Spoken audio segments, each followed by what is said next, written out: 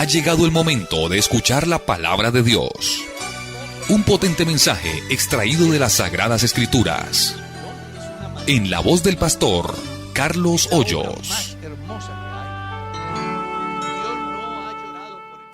Pastor, ¿los cristianos tienen o deben sujetarse a la administración de la iglesia? Así la Biblia no, o así ellos no encuentren lo que el pastor les...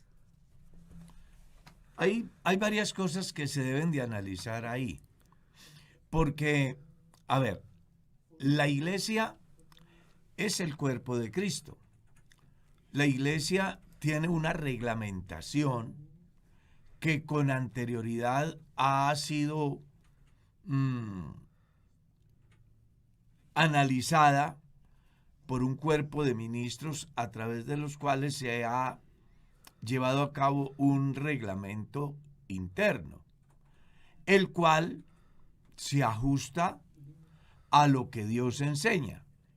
Entonces, cuando los creyentes son llamados por alguna circunstancia, quien les llama casi siempre lo hace basado en la autoridad que le confiere la iglesia a través de su pastor. Entonces, en ese orden de ideas, el creyente sí debe de acatar la autoridad de la iglesia, sujetarse, porque está escrito además, sujetaos a vuestros pastores, porque ellos velan por vuestras almas como quienes han de dar cuenta. Entonces, la representación de la iglesia se ve de una manera clara a través de la autoridad delegada en la persona del pastor. Por ese motivo, el creyente sí debe de acatar, sujetarse a las decisiones de la iglesia. Porque la iglesia, en su sabiduría a través del cuerpo ministerial, pues han fijado una postura frente a ciertos comportamientos, los cuales la iglesia, basada en la Biblia, piensa que no pueden ser parte de la vida del cristiano. Pastor, pero ¿no será también de que hay veces hay pastores que aprovechando su investidura ponen leyes y quieren hacer que los cristianos hagan cosas de que no? Bueno, en ese campo también es interesante que el creyente comprenda ese dicho aquel, que el que manda, manda. La autoridad se delega. Quien la ejerce es el responsable ante Dios. Mi deber como cristiano es respetar esa autoridad. El proceder de Saúl no era el mejor. Es más, David sabía que Saúl había sido desechado por Dios y que el rey era él. Pudo quitarle la vida a Saúl, pero no lo hizo porque respetó la investidura. Entonces aquí es muy importante que entendamos que la autoridad hay que respetarla. Puede ser que proceda muy bien, puede ser que no proceda muy bien, pero hay que respetarla porque al final, pues no hay autoridades si no son establecidas por Dios. Y qué interesante que los cristianos aprendan a respetar las autoridades establecidas en la iglesia por la iglesia misma, que sin duda alguna, más allá de que se equivoquen, pues buscan guiar, orientar, ayudar. En caso tal de que alguien se salga de esa ley, el deber del cristiano, aún así, es respetar. Vendrá el momento en que Dios lo quitará de ahí y hará lo que Dios tiene predeterminado para ese pueblo, esa congregación o ese creyente. Amén. ¿Tenemos más? Aquí envían una pregunta al 6 que dice: hermanos, el Señor Jesús les bendiga. Que hace un tiempo en otro canal el pastor Carlos respondió una pregunta de ¿por qué se diezma en la iglesia y cuál es el destino de esos recursos? Está muy importante la pregunta.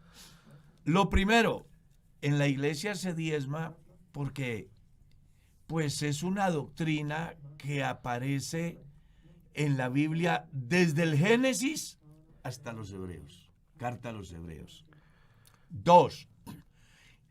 Se diezma porque inicia desde el tiempo de Abraham como el padre de la fe y a quien Dios le hizo promesas tales como en tu simiente serán benditas todas las familias de la tierra. 3. Se diezma porque en el tiempo de Moisés se estableció como ley. En el tiempo de los profetas se llama la atención al pueblo, pues habían olvidado ese deber cristiano. En el tiempo de Jesús, él hace mención del diezmar, colocándolo en el mismo lugar o el mismo valor de hacer justicia y amar misericordia. Dice, esto era necesario hacer sin dejar de diezmar. Luego Pablo, en la defensa de su apostolado en el capítulo 9, da una muy importante enseñanza con relación a de qué debe de vivir el que anuncia el evangelio. Así es. El escritor a los hebreos, que no se lo está dirigiendo simplemente a una comunidad judía que vive bajo la ley, sino que al contrario, lo está enviando a una comunidad que es de raíces judías, pero de convicciones cristianas. Porque los hebreos, a quienes les es enviada la carta a los hebreos, eran creyentes salvos por gracia. Y allí les hace un recuento acerca de el deber de diezmar que comenzó en Abraham y que el hecho de que se esté viviendo en el último tiempo no es igual a que se haya perdido ese deber cristiano. Ahora bien, los cristianos diezmamos no porque nos obliguen, no porque nos tengan marcados, como se dice, para hacerlo, sino que nosotros diezmamos como una expresión de gratitud, porque el diezmo se da, el diezmo no se paga, el diezmo se da. Y yo debo de darlo no para que Dios me dé, como manejan los teólogos de la prosperidad. Nosotros debemos de dar a Dios porque Él nos dio, así está escrito, de lo recibido de tu mano, de eso te damos. Entonces los cristianos damos diezmos por gratitud. Y los damos a Dios. De pronto alguien dirá, ¿y Dios viene a llevarse sus diezmos? No, los damos para que su obra cumpla su fin en la tierra. Una de las razones por las cuales estamos aquí es porque los cristianos diezman. Porque si los cristianos no diezmaran, nosotros no pudiésemos tener este estudio. Así es. ¿Cierto? No pudiésemos tener esta banda ancha de internet. No hubiese fluido eléctrico acá. Porque los recursos que los cristianos dan, de eso es de donde se presupuesta para el desarrollo de la iglesia. Ahora, puede ser que a alguien se le ocurra decir, bueno, ¿y qué hacen con los diezmos que yo doy? Pues yo no tengo ningún problema. El diezmo que usted da, vamos a colocar un ejemplo, el ingeniero José vino el domingo y depositó, yo qué sé, 200,000 pesos de diezmos. Dios lo bendijo y se ganó 2 millones de pesos, porque el diezmo es la 10ª parte. Si el ingeniero José se ganó 2 millones, pues él da 200,000 pesos de diezmos. Esos 200,000 pesos, él no se los da al pastor, los lleva al alfolí. El alfolí es un lugar destinado exclusivamente para que los cristianos lleven sus diezmos. En la iglesia hay una junta administrativa que llamamos diáconos. Entre ellos hay uno que es el tesorero.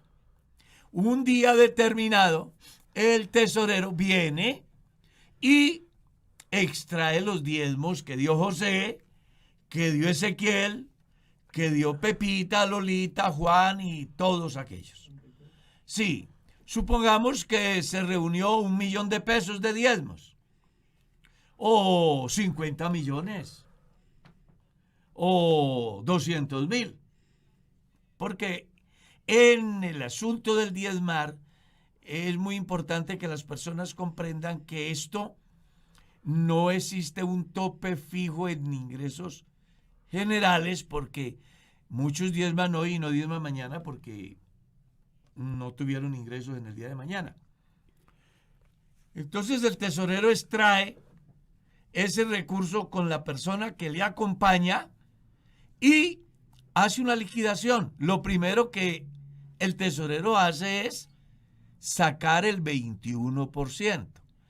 Ese 21% es enviado a la Tesorería Nacional, es decir, donde llegan los diezmos de todo el país. En ese 21% está incluido el diezmo de diezmo, el 7% que es de Corpent Unida y el 5% que tiene como fin subsidiar a los pastores que tienen ingresos inferiores a un salario mínimo.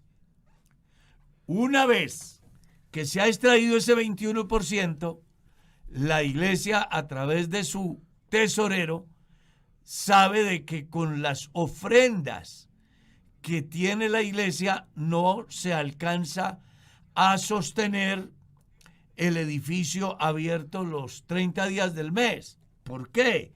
Bueno, porque aquí se paga energía, aquí se paga gas, aquí se paga internet, aquí se paga agua.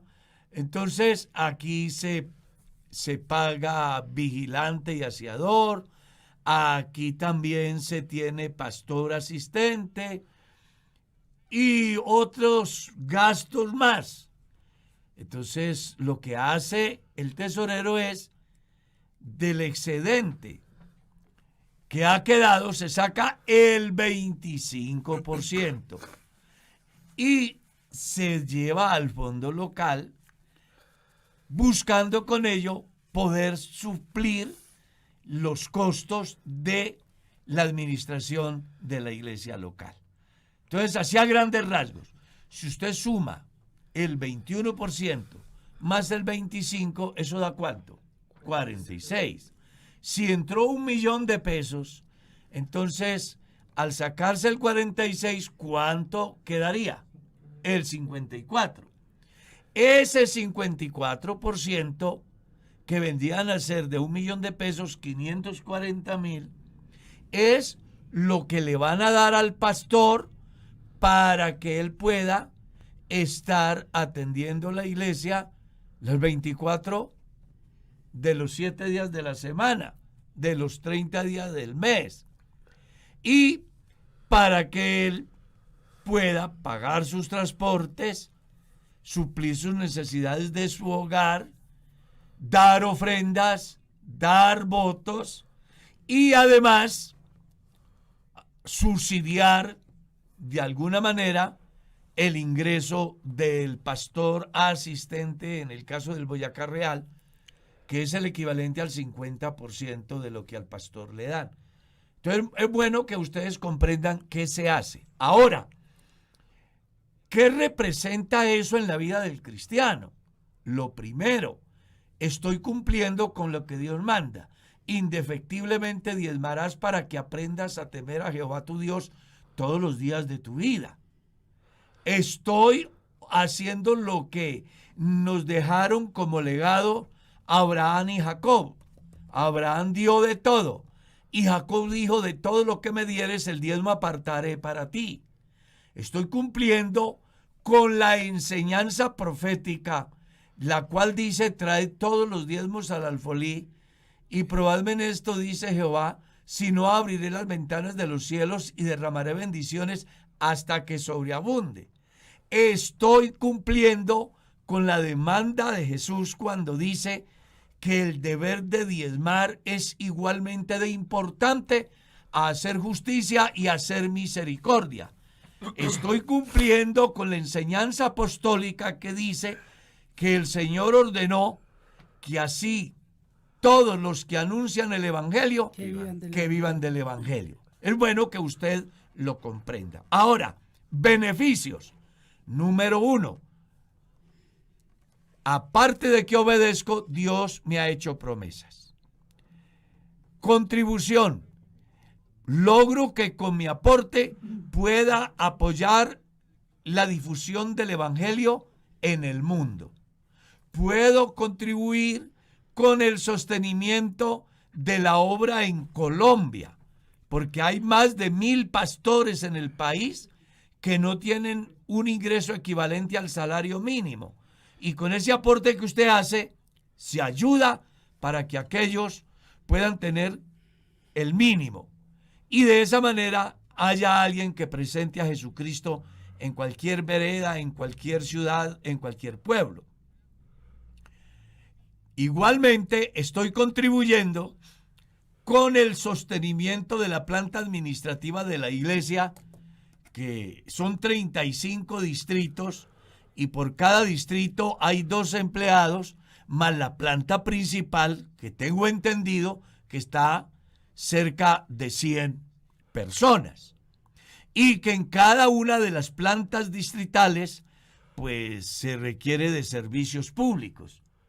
Entonces, mire todo lo que yo estoy haciendo, pero algo más importante, estoy contribuyendo para que el Evangelio en mi sector, en mi pueblo, en mi localidad, sea difundido y para que haya un pastor que pueda atender a todas las necesidades que tiene la comunidad en el campo de la consejería pastoral, de la terapia de pareja, de la orientación familiar, del manejo administrativo de la iglesia local. Entonces recuerde, yo diezmo primero porque Dios me lo enseña. Diezmo por gratitud. Diezmo con el ánimo de contribuir con la obra de Dios. Y como resultado, tengo la bendición de Dios. Amén. Seguimos, pastor. Sí, claro. Hay una hermana que tiene una inquietud y dice, soy bautizada hace más de 2 años, pero estoy tan inquieta que, no tengo paz porque he venido teniendo sueños eróticos. ¿Qué será eso, pastor? ¿Qué puedo hacer? En ese campo, pues, a ver, ese problema que la hermana plantea, hay varias maneras de abordarlo. Una cosa es la predisposición de la mente en razón a lo que veo, leo, practico, ¿cierto? Eso es una cosa. Otra también puede ser el simple manejo normal de la naturaleza humana. Y lo voy a plantear, lo voy a abordar desde esos 2 puntos. Aquí también tenemos un hermano que es médico y él también nos puede ayudar porque puede haber una explicación desde el punto de vista de la ciencia. Pero déjeme abordarlo desde la visión que tengo al respecto. Nosotros tenemos que entender que somos seres inteligentes, que tenemos un cerebro que graba, que dependiendo de lo que alimentemos, pues entonces eso también va a traer como resultado, de alguna manera, lo que soñamos. Hay gente que tienen enormes conflictos en el día y en la noche no los dejan dormir las pesadillas pensando que están en ese momento de violencia. Igualmente puede darse cuando una persona se dedica a mirar pornografía, por ejemplo. Exacto, de lo que se alimenta en el día. Exactamente, eso puede repercutirle en el sueño de la noche. O también puede darse algo que yo lo simplifico de una manera, ¿cómo decir? Que la persona lo puede entender. El ser humano es un vaso y si usted comienza a echarle a ese vaso agua, más agua, llega el momento en que ese vaso, quiera o no quiera, se va a derramar. Eso igualmente puede suceder en las personas que son solas, que no tienen ese estímulo de la otra parte como para vaciar aquello que es natural en la vida de él. Y puede darse que también eso se esté dando en esta persona que está haciendo la pregunta. Lo que yo pienso aquí, que es algo ya muy subjetivo, muy personal, pero que de alguna manera tiene base bíblica, es que haga lo que Dios manda. Ocúpese en las cosas importantes.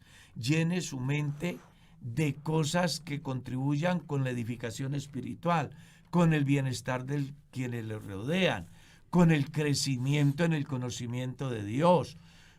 Qué bueno que en vez de estar, por ejemplo, leyendo pornografía, viendo pornografía, más bien se dedique a leer libros que contribuyan con su formación, o que saque ese tiempo para ir a visitar un enfermo, a ayudar a alguien que está en un momento difícil, que mantenga su mente ocupada.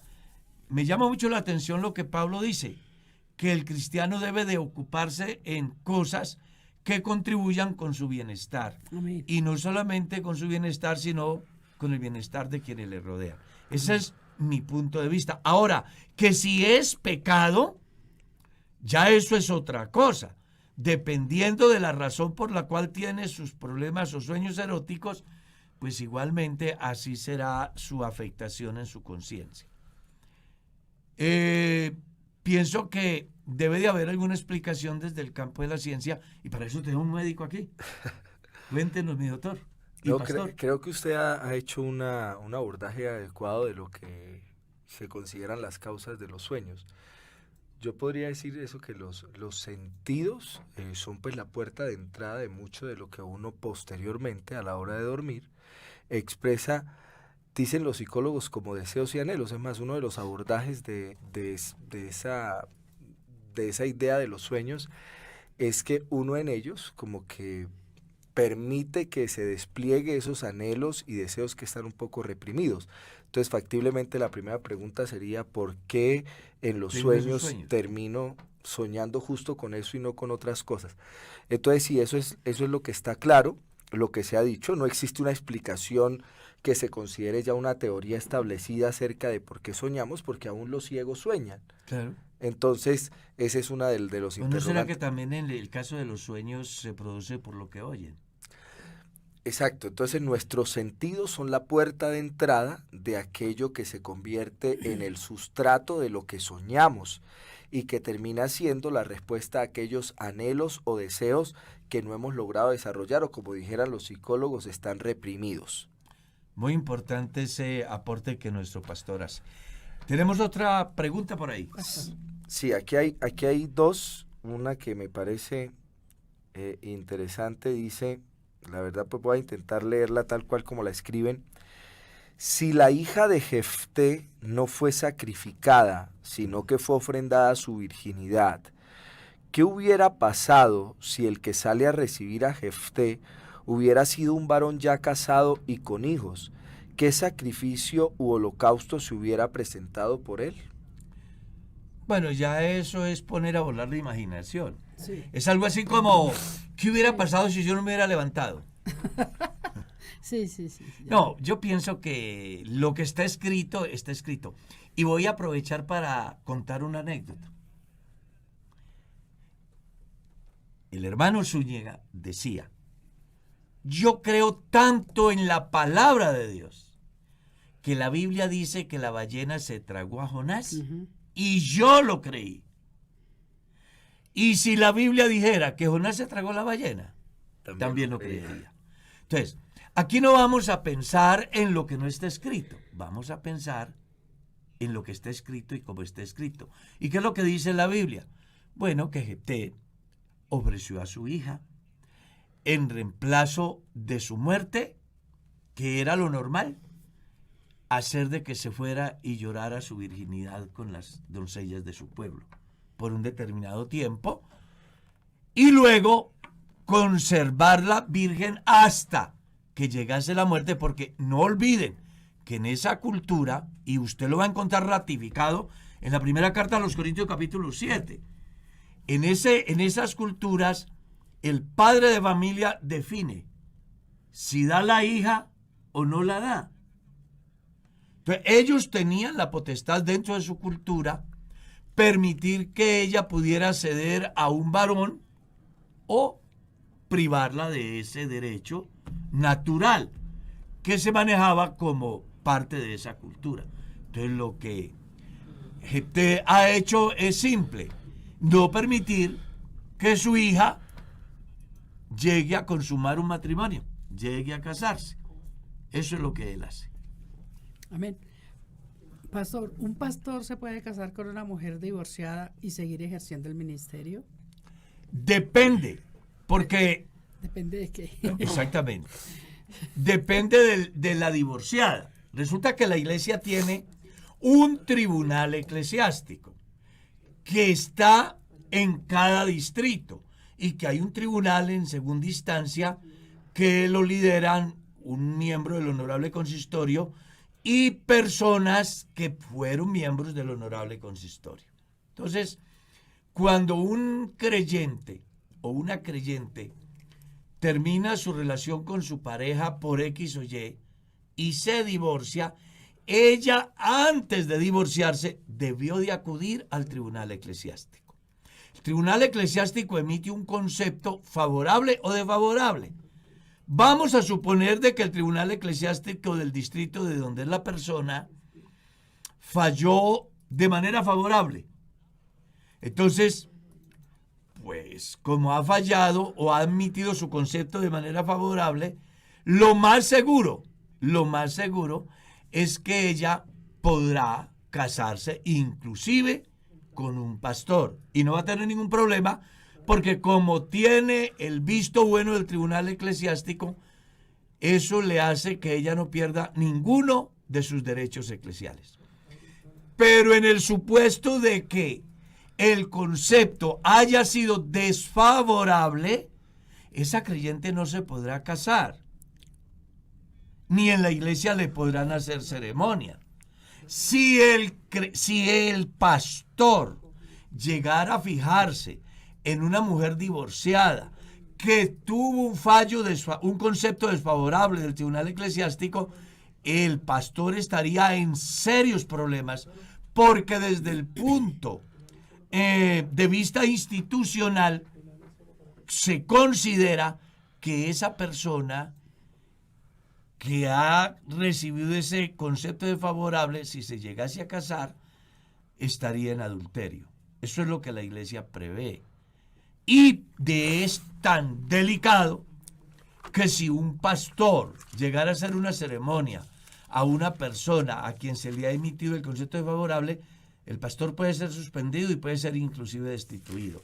Y si eso va ya con el que ejerce la ceremonia o el que hace la ceremonia, ¿qué se puede esperar del pastor que pone su mirada en una mujer divorciada sin tener el visto bueno del tribunal eclesiástico?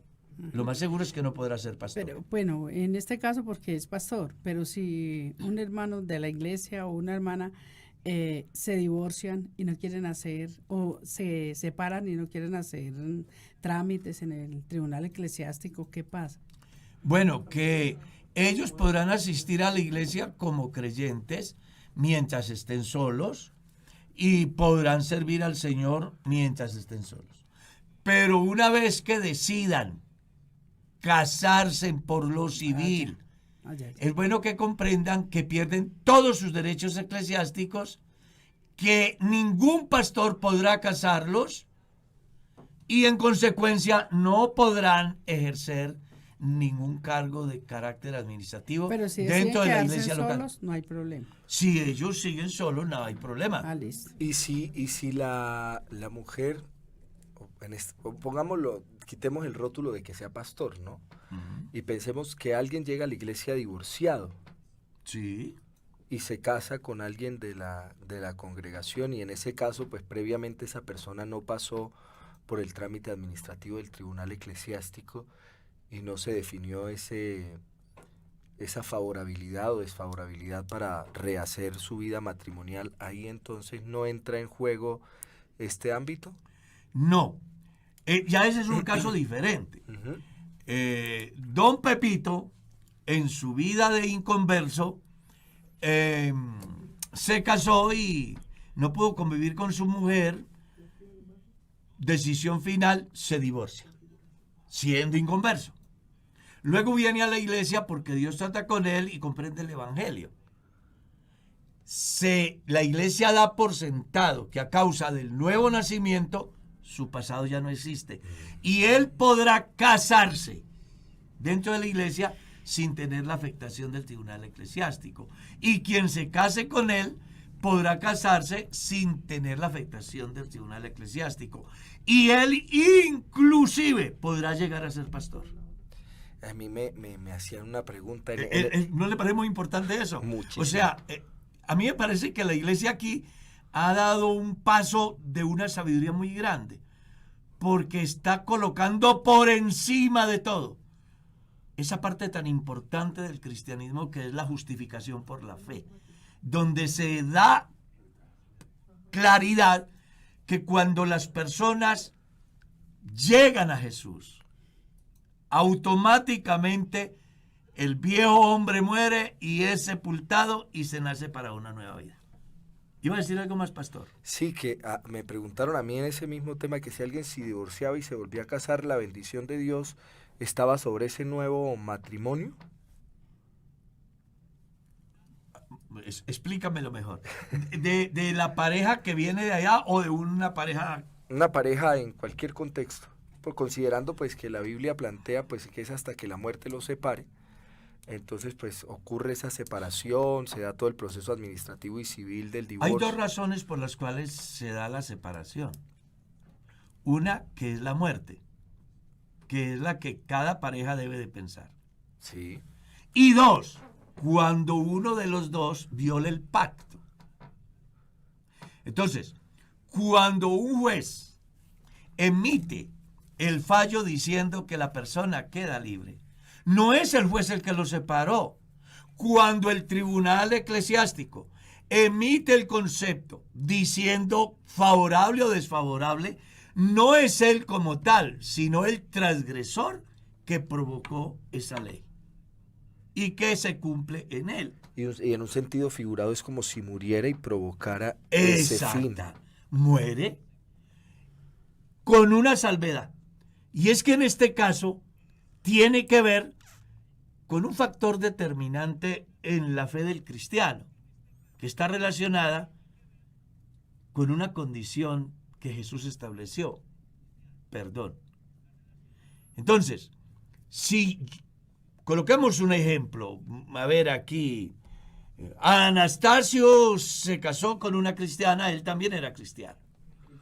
En el camino, ella o él, para que no vayan a decir que somos machistas, digamos que él fue el que falló. ¿Listo? Que él fue el que falló.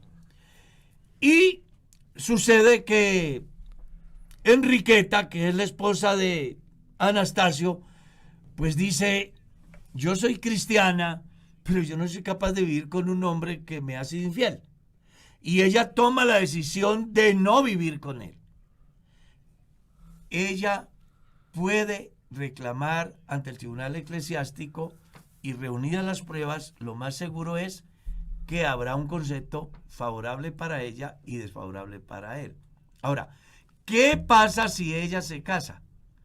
No va a tener ninguna afectación porque ninguno de sus derechos va a perder, pues ella es la persona que se considera inocente en ese campo. Entonces ella podrá volverse a enamorar, en la iglesia le podrán hacer ceremonia y podrá desarrollar todas las actividades que le confiere la reglamentación de la iglesia para el servicio dentro de su comunidad.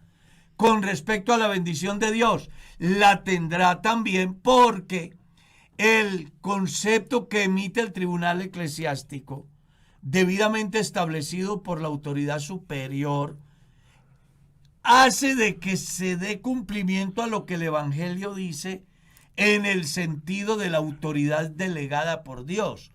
Todo lo que atemos en la tierra será atado en el cielo, y todo lo que desatemos en la tierra será desatado en el cielo.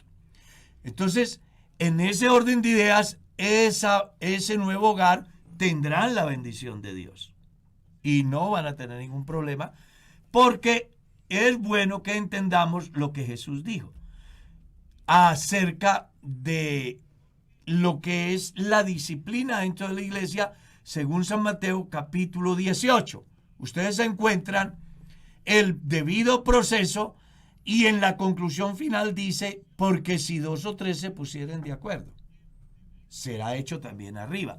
Entonces el tribunal se pone de acuerdo para tomar una decisión aquí y Dios la avala porque después del proceso debido, según San Mateo 18, Dios avala para que el tribunal eclesiástico emite el concepto favorable o desfavorable. ¿Qué pasa con la pareja que se casan siendo cristianos, pero que no tuvieron el visto o el fallo favorable del tribunal eclesiástico? ¿Tendrán derecho a la bendición de Dios? ¿Dios los bendecirá? Ese es un asunto que no le compete a nadie hacer juicios desde ninguna orilla, porque al final es interesante que se comprenda que la relación íntima del individuo con Dios es solamente entre Dios y él y Dios. Puede ser que yo desde el punto de vista humano o religioso censure, condene, pero a lo mejor salga Jesús y diga, muchas rameras y publicanos van a ir delante de vosotros al reino de Dios. Entonces aquí la orientación, se me ocurre a mí, es que los que están casados luchen por su matrimonio hasta que terminen su carrera. Amén. Que no aguanten más. No, hasta que terminen. Porque la finalidad del matrimonio es hasta que la muerte los separe. 2, que en caso de presentarse una dificultad que los lleve a una ruptura del matrimonio, pues busquen el concepto que emite el tribunal eclesiástico y la parte que se conoce como inocente pueda llevar su vida normal y la otra parte que es declarada como culpable de la ruptura no se desmotive en la fe, sino que siga a Dios en la iglesia. Y a los cristianos, que estamos viendo a esa persona que fue descalificada, pero que dice, venga, yo estoy todavía joven y no quiero seguir solo, y llegase a casar, no lo juzguen. Porque también existe una propuesta muy interesante donde el que se conoce como culpable en la ruptura del matrimonio, si sigue en la iglesia perseverando en Dios, después creo que de 7 años de comprobada fidelidad, la iglesia le levanta esa disciplina y podrá volverse a casar. Eso es lo que yo tengo entendido desde lo que yo viví como miembro del tribunal eclesiástico.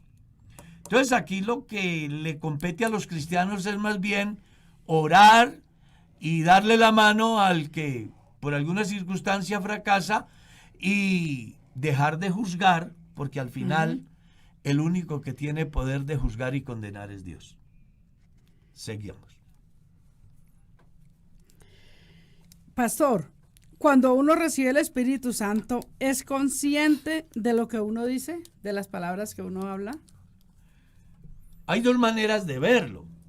Una, desde el punto de vista bíblico, porque en la Biblia hay los 2 conceptos.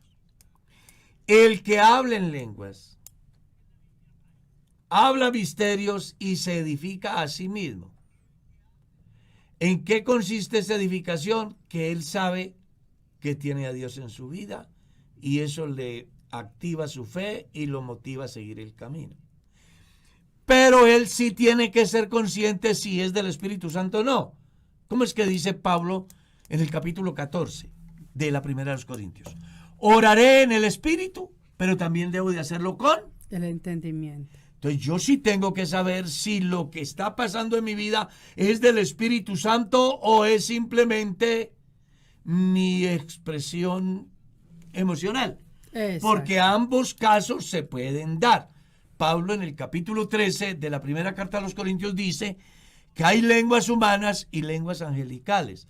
Y entiéndase en varios aspectos. Una es la que yo aprendo en la academia, otra es la que me da el Espíritu Santo. Pero otra es la que yo puedo fingir. que también es humana. Y es ahí donde se presenta la discusión tan interesante en el último tiempo con relación a las lenguas. Porque no todo el que habla en lenguas tiene el Espíritu Santo. Hay inclusive lugares donde les enseñan a los llamados cristianos a hablar en lenguas para mitigar de alguna manera la afectación de la conciencia en relación a la presencia del Espíritu Santo en la vida del creyente. Entonces aquí lo que el cristiano tiene que hacer es muy íntegro. No ir más allá de lo que Dios dice, ni exteriorizar lo que realmente no está ocurriendo en su vida. Pastor, pero es que la misma Biblia claramente nos dice, si una persona llena del Espíritu Santo, por los frutos se conoce. Es que eso yo siempre lo he dicho. La mejor manera de saber si un creyente tiene el Espíritu Santo es por los frutos. Por los frutos. Jesús dijo, por los frutos los conoceréis. Uno encuentra cualquier cantidad de personas que dicen, pero fulano que habla en lenguas y vive, hace, actúa. Bueno, eso le está diciendo a usted que ese creyente tiene unos frutos que no son coherentes con lo que dice que él es. Y Jesús dijo, por los frutos los conoceréis. Pastor, es que yo le pregunté a una hermana que hablaba mucho en lenguas en la iglesia y nosotros fuimos allá a resolver un problema muy difícil y yo le pregunté a ella, ¿y usted hablaba tanto en lenguas? Y dijo, ay, pues me hacía. Uf. Así dijo, pues me hacía. Ahí tiene. Entonces es muy importante que tengamos Delicado, en cuenta es muy esos delicado. aspectos. Claro. Vea, yo estudié filosofía de la religión y hay una materia que se llama fenómenos religiosos. En ese campo de fenómenos religiosos están todas esas expresiones que no son normales. Y es muy delicado, porque en razón a esas diversas posibilidades que se dan, la falta de madurez del cristiano, inclusive del pastor, lo pueden llevar a cometer errores, a confundir las cosas. Es ahí el por qué el escritor consagrado dice que Dios ha adoptado al creyente el don de discernir espíritus. No sé si usted recordará, hermana Mercedes, aquella vez que nos han llamado a las 3 de la mañana porque hay una creyente que se está subiendo por la pared como una araña, Ajá. ¿no? Sí, sí. Y se lo adjudican al Espíritu Santo. Encontramos otro fenómeno donde hay una persona que está incontrolable. Nadie la controla. Pero cuando nosotros vamos allá, simplemente le decimos a la persona, venga, hágame el favor y se levanta, que usted lo que está es manipulando, usted lo que está es pretendiendo hacer un show aquí, y hágame el favor y respete. Sí. La persona se levantó, se peinó, se fue todo. Pero cuando los pastores o los creyentes no tienen la capacidad de establecer las diferencias, pueden ser afectados por esos fenómenos religiosos a tal estado que hubo un caso en una comunidad donde el padre de familia mató a su propio hijo a garrote pensando que era un demonio. Sí, pues. Entonces, por eso es muy importante que la gente entienda que no todo lo que se da es una influencia demoníaca, pero no todo lo que los presuntos cristianos dicen que tienen de Dios es de Dios. Entonces, aquí hay que tener el don de discernir, de probar los espíritus si son de Dios o no, porque puede darse que alguien de buena fe resulte siendo engañado y en consecuencia afecte a muchos. Entonces hay que poner mucho cuidado. Hermano Carlos, preguntan desde el Reino Unido. Tengo una sobrina que es apartada y ella anhela volver y ser aceptada, es el término que utiliza acá, aceptada nuevamente por el Señor.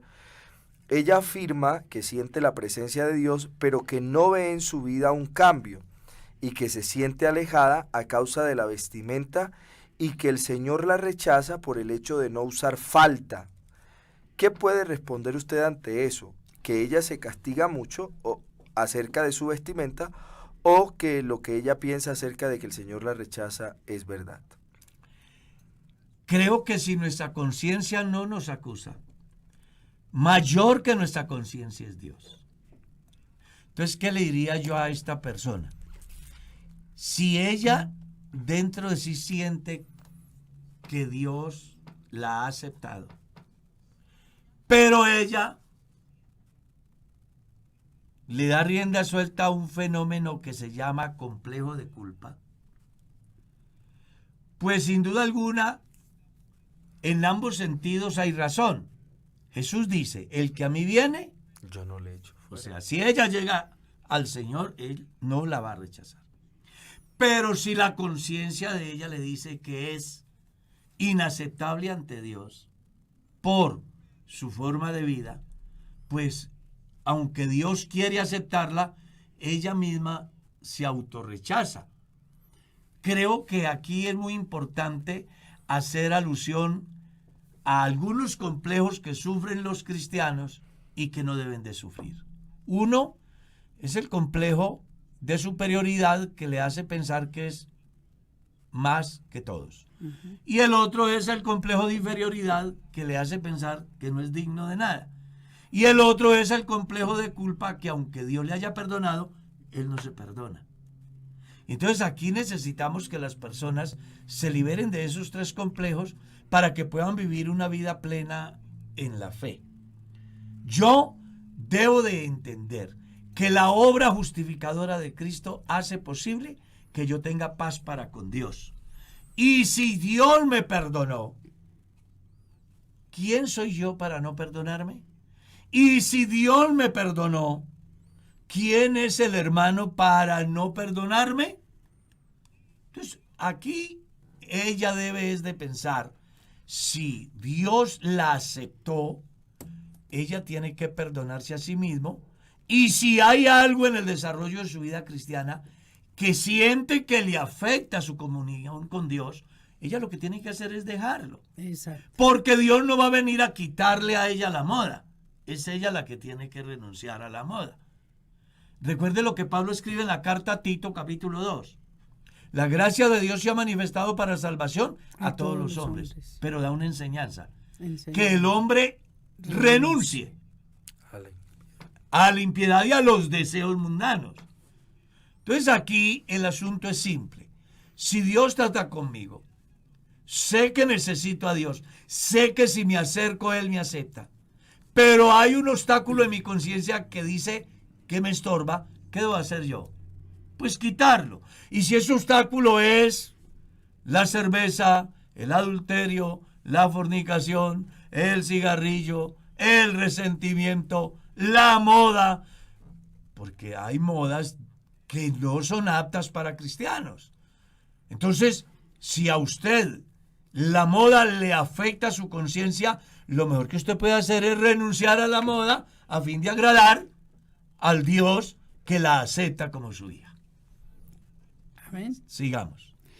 Pastor, ¿qué opinión tiene acerca de un cristiano que participe en su empresa en un sindicato? Él dice que quiere aprender derecho laboral. Bueno, ese es un ramo del derecho, ¿cierto? No tiene ningún problema. Me interesa que se vuelva un abogado. Y si lo es, lo felicito. Lo que pasa es que toda profesión, dando el manejo correcto, pues no tiene ningún problema. El problema es cuando a través de la profesión que yo tengo doy pasos en falso. Ahí sí hay problema. Ser médico es una belleza, pero si utiliza esa investidura que le confiere la ciencia para, yo qué sé, hacer de que muchas personas dejen de vivir, como pasó con un médico, ¿recuerdas? Que lo condenaron a cadena perpetua por una cantidad de personas a quien él les quitó la vida porque los oía que se quejaban. Entonces, una cosa es que yo en el ejercicio de la medicina se me muera un paciente, otra cosa es que yo intencionalmente busque que se muera. Igual va a ocurrir aquí en el derecho. Si yo ejerciendo el derecho dentro del derecho, como es al derecho, pues no tengo ningún problema. Pero si utilizo el derecho para pervertir la justicia, ahí sí es malo. Sí, es como si se estigmatizara también el pertenecer a... Exactamente. Entonces aquí, en ese campo, pues los sindicatos existen, entre comillas, por las presuntas injusticias de las empresas. Pero pues en una sociedad como la que vivimos, solamente se piensan en derechos y casi siempre no se cumple con los deberes. Y eso lo vemos en diferentes áreas, ¿no? Reclaman derecho para, y salen a destruir todo. Entonces, eso no tiene sentido. Entonces, un cristiano, pues pienso que si está dentro de un sindicato, está afiliado, yo que sé, haga su aporte, que de alguna manera en un momento determinado puede hasta beneficiarlo, pero no participe en revueltas ni nada de eso, que los cristianos estamos llamados es a vivir en paz, ¿cierto? Amén. En paz. ¿Para qué me voy a meter yo en una revuelta donde puedo perder un ojo, puedo perder la vida, puedo hacerle daño a alguien? Sí. Pues no, eso no, es que los cristianos debemos de vivir por fe, haciendo las cosas como Dios manda. Amén. Así es. Aquí había una pregunta, hermano Carlos, no sé si alcanzamos a responder. Yo ¿Qué creo horas que son? sí. Sí, 6:57. Sí, la respondemos. Dice,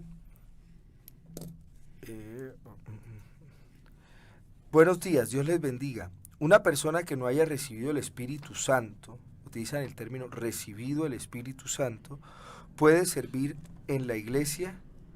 ¿Y por qué lo recibe la persona? Dos preguntas en Son una. dos preguntas. Bueno, todo va a depender de la visión que tengan de la obra del Espíritu Santo. ¿Ya? Entonces, de entrada digamos que no. Si no ha recibido el Espíritu Santo, no puede, porque es que si no ha recibido el Espíritu Santo, pues yo me atrevería a decir que no es cristiano. Ujú. Porque según San Juan capítulo 16, lo primero que hace el Espíritu Santo en la vida del creyente es que producir efectos transformadores. Lo convence de que es pecador y lo lleva al arrepentimiento a los pies de Jesús. Ahí comienza la obra del Espíritu Santo. El problema que veo yo es que la gente cree que se habla en lenguas para recibir el Espíritu Santo. ¿Ya? Y algo más, para ser salvo. Y se desconoce lo que la Biblia dice. La Biblia lo que dice es, el que creyere y fuere bautizado, este será salvo. Eso es lo que la Biblia dice. La Biblia no dice, hablen lenguas para ser salvo. No, la Biblia lo que dice es que después de que es salvo, se hablen lenguas. El que creyere y fuere bautizado, este será salvo. Y después de que sea salvo, estas señales seguirán a los que creen. En mi nombre echarán fuera demonios y hablarán nuevas lenguas. Pienso que el problema es de interpretación. ¿Ya? Ahora, con respecto al servicio, dependiendo del concepto que usted tenga de servicio. Porque también hay una interpretación equivocada al respecto. Hay gente que cree que servir a Dios es ser diácono. Servir a Dios es ser pastor. Servir a Dios es ser presidenta de Dorcas. Servir a Dios es ser director de misiones. Pero si lees Lucas, encuentras de que la viuda de más de 100 años servía a Dios de día y de noche. ¿En qué? En oración y súplicas delante de Dios. Añorando ver la realidad que se iba a manifestar en la persona de Jesús. Entonces, eso ya es muy hipotético, dependiendo del concepto que yo tenga de servicio. Puede ser que usted tiene algo que puede poner a funcionar para Dios, llamémoslo simple, un talento. El problema del que recibió un talento no fue porque tenía poco, sino porque a pesar de que tenía algo, no lo puso a funcionar. El éxito de los que llevaron el doble no fue porque les dieron más, sino porque lo que les dieron lo pusieron a producir. Dios no tiene gente inútil en la iglesia. Y el cristiano tiene que aprender a aceptar una realidad. Y es cuál es su sitio en el cuerpo de Cristo. No todos los miembros del cuerpo ocupan el mismo lugar. Hay partes de nuestro cuerpo que no están a la vista. Y sin ellos no pudiéramos estar acá. Por ejemplo, ¿quién se preocupa tanto por los pies? Sin embargo, yo esta semana hice un análisis. ¿Qué sería de mi vida sin pies? Estaba pensando. ¿Qué sería? Muy complicado. ¿Qué puede representar, yo qué sé, una uña? Aparentemente puede hasta traerme dolor, pero están en el cuerpo por una razón. Dios la puso ahí por una razón. Entonces, lo que yo tengo que pensar es, ¿cuál es mi puesto en el cuerpo de Cristo? ¿Seré boca? ¿Seré pies? ¿Seré ojo? ¿Seré oído? ¿Seré manos? ¿Seré corazón? ¿Seré vida? ¿Qué parte ocupo yo en el cuerpo de Cristo? Si eres parte del cuerpo de Cristo, yo quiero hacerte saber que estás sirviendo a Dios. Amén. Lo que pasa es que las personas tienen que quitarse en el prejuicio de la vitrina, de la exhibición. Hay hermanos en las iglesias que no los menciona el pastor para nada, pero son columnas. Y uno hasta lo ve en el libro de los Hechos, ¿no? Capítulo 15. Había un hermano llamado Jacob, del cual solo se habla 2 veces. Uno, cuando interviene en el concilio, no se menciona que era evangelista, que era un orador, que era, yo no sé, era simplemente un hombre prudente, calmado, que estaba ahí, y cuando fue necesario tomar una decisión, estuvo. Y luego Pablo habla de él en la carta a los Gálatas, pero no se volvió a mencionar. Entonces, ¿qué? No servía al Señor. Pedro sí servía porque en toda parte estaba haciendo acto de presencia. No, lo que hay que pensar es, ¿cuál es mi sitio en el cuerpo de Cristo? Dependiendo de lo que usted piense que es en el cuerpo de Cristo, así también será su servicio, consciente que aunque la gente no lo vea, Dios sí lo ve. Amén. Lamentamos decirles que el tiempo se nos